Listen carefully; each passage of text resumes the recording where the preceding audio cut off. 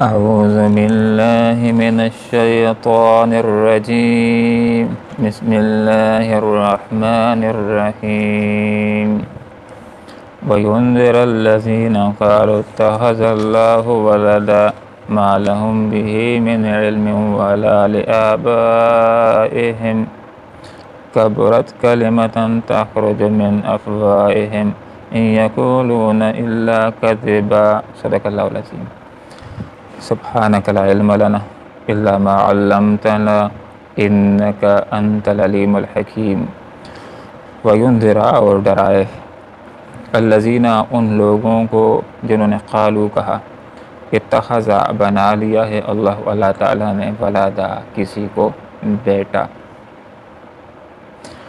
رسول اکرم صلی اللہ علیہ وسلم کے اوپر قرآن اللہ نے نازل فرمایا اور قرآن کی دو بنیادی صفات ذکر ہیں۔ اس میں سے ایک یہ کہ اس قرآن کے اندر کوئی الجھاؤ، کوئی پیچیدگی، کوئی کجی، کوئی ٹیڑھ نہیں ہے۔ سارے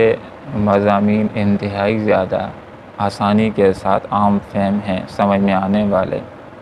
اور دوسرا قرآن کی صفت یہ ہے کہ اس کے سارے قوانین اور احکامات بالکل ٹھیک ہیں، انسانیت کے مفاد کے اندر ہیں۔ تو تعلیم یہ دی گئی کہ آپ صلی اللہ علیہ وسلم نے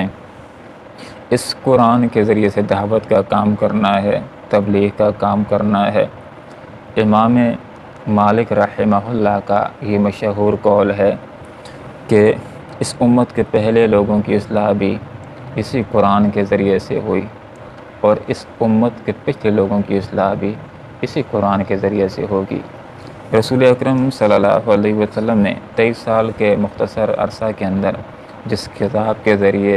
انقلاب برپا کیا وہ یہی کتاب تھی۔ اسی کو آپ صلی اللہ علیہ وسلم نے لوگوں کو سکھایا اور اسی کتاب کی بنیاد کے پر آپ نے انقلاب برپا کیا۔ آپ صلی اللہ علیہ وسلم نے اسی کتاب کے ذریعے سے لوگوں کے عقائد کی اصلاح بھی کرنی ہے۔ اور لوگوں کے برے عقائد میں سے ایک بہت برا عقیدہ، یہ ایک شرک کا عقیدہ بھی تھا۔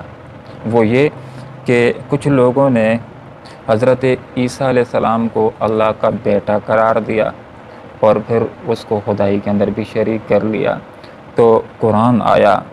اور آپ صلی اللہ علیہ وسلم نے قرآن کے ذریعے سے ایسے لوگوں کے اوپر، ایسے عیسائیوں کے اوپر رد فرمایا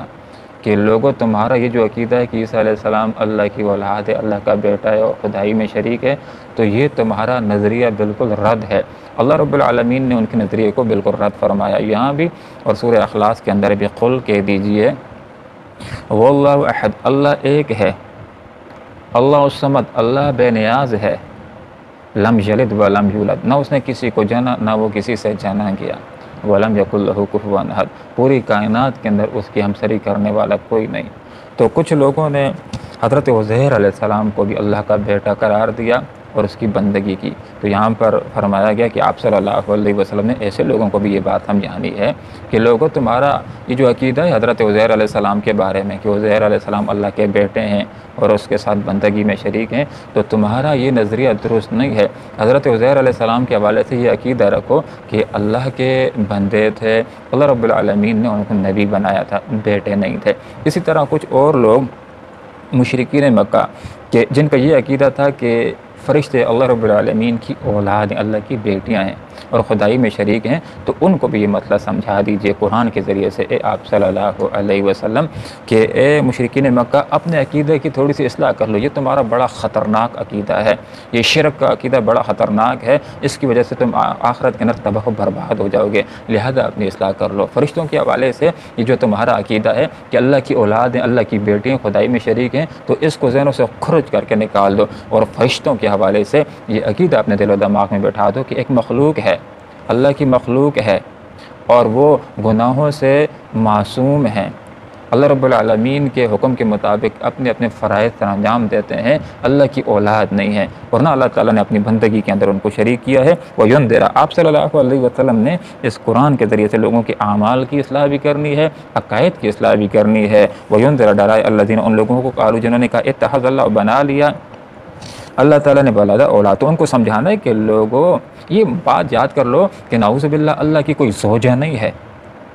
کہ اس کی کوئی اولاد ہو، اور نہ ہی کسی انسان کو اللہ نے یہ کہہ دیا کہ یہ میرا بیٹا ہے،